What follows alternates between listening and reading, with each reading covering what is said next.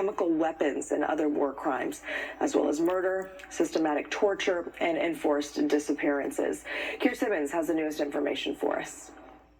Well, in an exclusive interview with NBC News, Russia's Deputy Foreign Minister said, the first time any Russian official has said it, that President Assad, or as we should now call him, former President Assad of Syria, is in Russia.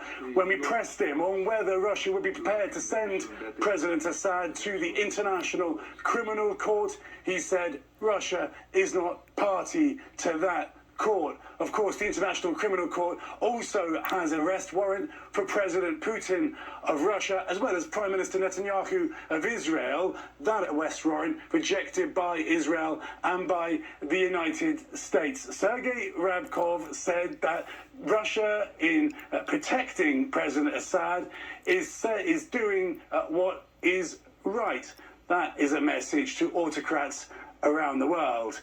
If you're friends with us, we'll be friends with you. Keir Simmons, NBC News.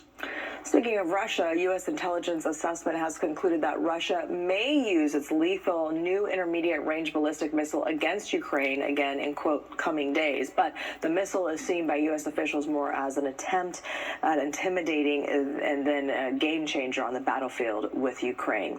In the meantime, Israeli military action inside Syria is drawing some quick condemnation from other countries in the region and the United Nations. And since the fall of the Assad regime on Sunday, Israel has conducted hundreds of airstrikes across Syria. Its defense minister says Israeli forces destroyed Syria's navy, and troops have moved into a buffer zone between the Golan Heights and Syria, established decades ago.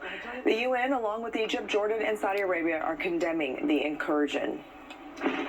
We are not getting involved in the fight within Syria, but we are taking the measures to protect ourselves. It is very clear that we stand against any violation of the territorial integrity of Syria. We are against these types of attacks.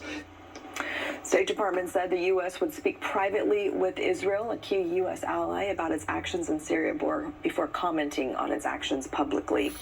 A man seen on video attacking a Nevada judge is now set to spend more than 2 decades in prison. This video of this shocking moment back in January went viral. Remember that? 31-year-old Deborah Redden is seen launching himself over the bench to attack Judge Mary Kay Holthus. Holthus was left bruised and bloodied, probably traumatized a little bit. A court marshal who stepped in to stop the attack suffered a serious head injury, dislocated shoulder, and a torn rotator cuff. That is an extremely painful injury. Redden says that he battles with mental illness and was off his medication at the time of the attack. Yesterday, a different judge sentenced him to 26 years in prison.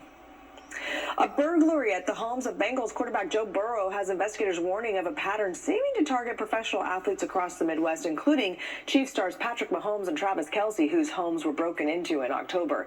Shaquille Brewster has newest information for us from Cincinnati. As Bengals quarterback Joe Burrow was leading his team to victory in Dallas Monday night, someone broke into my house. Police say his Cincinnati area house was broken into. We do have a shattered window in the bedroom. The bedroom has been ransacked. The latest in a string of high-profile burglaries appearing to target professional athletes as they're competing on the road. According to an incident report, Sports Illustrated model Olivia Ponton, who police say works for the quarterback, arrived at his house Monday night and called 911. Can they please send other people? It's like completely messed up. Her mother also making a call. My daughter is there. This is Joe Burrow's house. She is staying there. He's at the football game. Police not detailing what was damaged or taken, but it comes as several professional sports leagues are warning players and teams of burglaries by organized and skilled groups. In October, the homes of Super Bowl champions Patrick Mahomes and Travis Kelce were broken into within hours of each other. It's frustrating. It's disappointing. Multiple NBA stars also hit in recent months. Milwaukee Bucks forward Bobby Portis saying on Instagram his home was burglarized in early November. They took most of my prized possessions. While no suspects have been identified in any of the cases, the NBA sent a letter to staff saying league security received a FBI briefing that connected many of the home burglaries to transnational South American theft groups. and that groups are primarily focused on cash and items that can be resold on the black market. Two senior law enforcement officials telling NBC News last month the FBI is working with local authorities to find their suspects. They can do the reconnaissance. They fly a crew in to actually do the physical break-in, so none of those people are even in the country when they start investigating it.